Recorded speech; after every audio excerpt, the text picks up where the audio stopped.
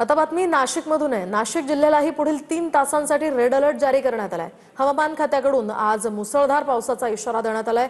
अनेक धरणांमधून पाण्याचा विसर्ग करण्यात आला असून नाशिक शहराला पाणी पुरवठा करणाऱ्या गंगापूर धरणातून 2498 क्युसेकने पाण्याचा विसर्ग सुरू आहे।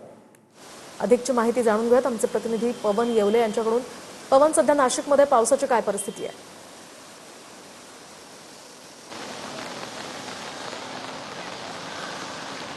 नक्कीच आपण जर बघितलं तर हवामान खात्याकडून आज नाशिक जिल्ह्याला पावसाचा रेड अलर्ट जो आहे तो जारी करण्यात आलेला आहे। दरम्यान मुसळधार पावसाचा अंदाज जो आहे तो हवामान खात्याकडून व्यक्त करण्यात आला असून या संपूर्ण पार्श्वभूमीवरती जिल्हा प्रशासन देखील आपल्याला अलर्ट मोडवर असल्याचं पाहायला मिळतंय। दरम्यान सध्या गंगापूर धरणातून 2498 क्युसेक वेगानं नाशिकच्या गोदावरी नदीपात्रामध्ये पाण्याचा विसर्ग जो आहे तो सुरू करण्यात आलेला आहे आणि त्यामुळे नदीकाठच्या परिसरातील नागरिकांना प्रशासनाच्या माध्यमातून देखील सतर्कतेचा इशारा जो आहे तो देण्यात आलेला आहे। आपण जर बघितलं तर गोदावरी नदी अद्यापही आपल्याला दुतडी भरून वाहत असल्याचं पाहायला मिळतंय। सध्या गोदावरी नदीचं हे पूर सदृश्य परिस्थिती जी आहे ती आपल्याला या ठिकाणी बघायला मिळते। रामकुंड परिसरातील अनेक जे मंदिरं आहेत ते पाण्याने पूर्णतः वेढले गेलेले आहेत।